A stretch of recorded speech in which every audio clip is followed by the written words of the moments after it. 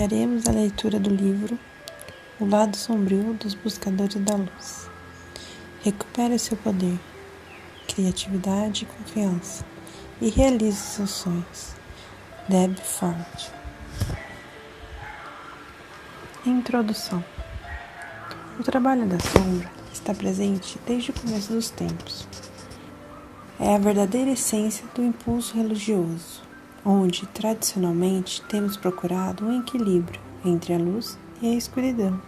Lembra-se de Lúcifer, que chegou a ser o mais brilhante dos anjos?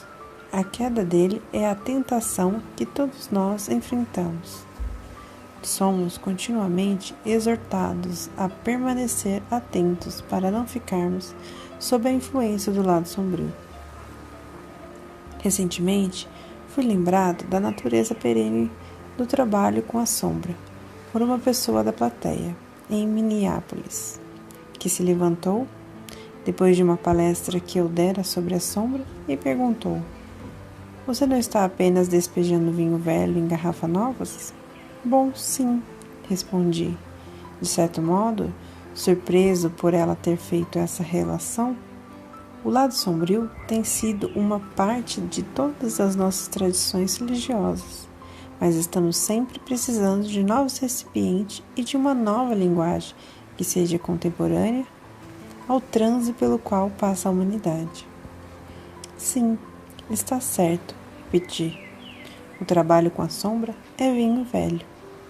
Este questionador me lembrou de diversos clientes que se viram diante da própria sombra no meu consultório, no decorrer de muitos anos. Cada geração precisa de novos caminhos para falar do fenômeno da sombra, tanto da sombra positiva quanto da negativa. A escuridão não significa somente o aspecto negativo, refere-se a algo que está fora do alcance da luz ou da nossa consciência. A fase inicial do conselho terapêutico é confessional e muito semelhante à venerável instituição católica da confissão. Nós ouvimos a pessoa falar sobre as más ações e falhas, de que forma alguém chegou a uma situação dolorosa ou de como não foi capaz de realizar seu potencial positivo. Somos desafiados a transmitir realidade e dar significado àquilo que está sendo trabalhado com os clientes, para ajudá-los a se conscientizar de suas partes rejeitadas. O maior pecado pode ser uma vida não vivida. Nesse episódio espontâneo em Minnesota, lembravam-me também que o eminente psicólogo suíço Jung escreveu no seu livro de 1937, Psicologia e Religião. Para alcançar a compreensão de assuntos religiosos, é provável que tudo o que nos restou hoje seja a abordagem psicológica. É por isso que pego essas formas de pensamentos que foram fixadas historicamente, tento derretê-las de novo e colocá-las em moldes de prática instantâneas. O conceito da sombra é como um molde. É uma maneira de simbolizar na linguagem o lado não reconhecido da personalidade e transmitir-lhe realidade. Um significado para nos apegarmos e falar sobre nossa parte desconhecidas. A sombra se refere àquela nossa porção que está sempre se alterando e mudando à luz do ego consciente. Aqueles nossos aspectos que não conseguimos trazer completamente a percepção responsável.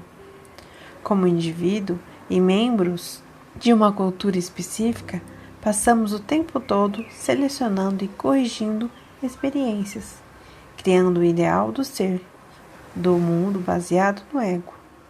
Quanto mais procuramos a luz, mais densa se torna a sombra.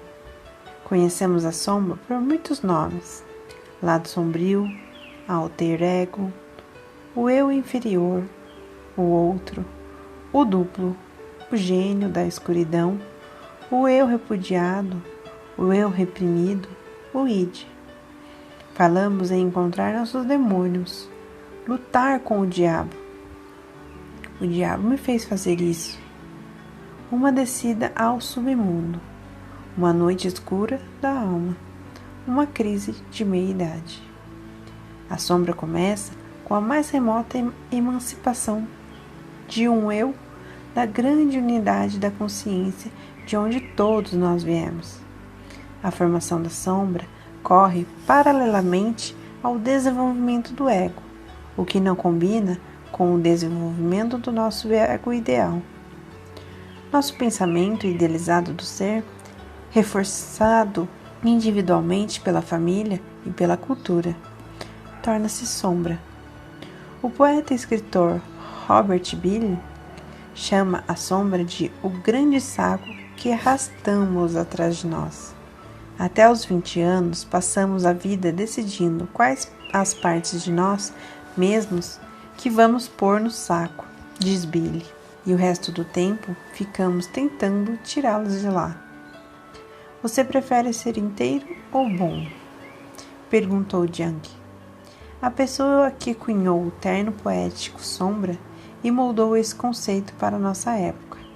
Jung prestou atenção especialmente no trabalho de integração da sombra, sugerindo que era uma iniciação à vida psicológica, a tarefa do aprendiz, como ele chamou. Um conhecimento essencial para a nossa própria realização.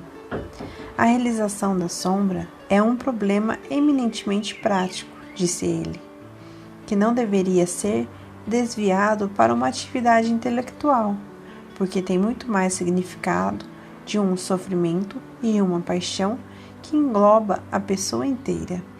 A terapia da sombra, como Debbie Ford descreve tão claramente neste livro, se refere a um progresso contínuo de despolarização e equilíbrio, de sanar a ruptura existente entre nosso sentido consciente do ser e tudo mais que somos, ou deveríamos ser.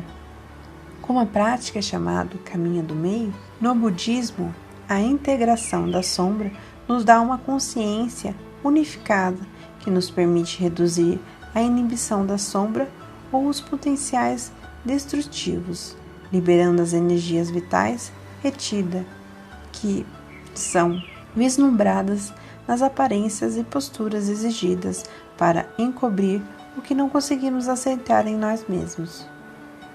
Esse trabalho traz benefícios que vão além da esfera pessoal e é capaz de agir para o bem coletivo no seu sentido mais amplo. Se equilibrarmos as tensões que brotam no nosso próprio jardim, os efeitos disso se espalharão por todos os campos da terra. Não podemos deixar de dar valor a um livro sobre a sombra. É um presente arduamente conseguido, é um tesouro do conhecimento arrancado dos deuses, muitas vezes com um grande e heróico sacrifício. Um livro sobre a sombra não se destina apenas à nossa mente, mas é mais bem entendida por nosso coração e nossa imaginação. O lado sombrio dos buscadores da luz é vinho velho em novo orbes. Ele conserva o paladar e o buquê. A embalagem é contemporânea, um processo de integração da sombra adequado aos nossos tempos.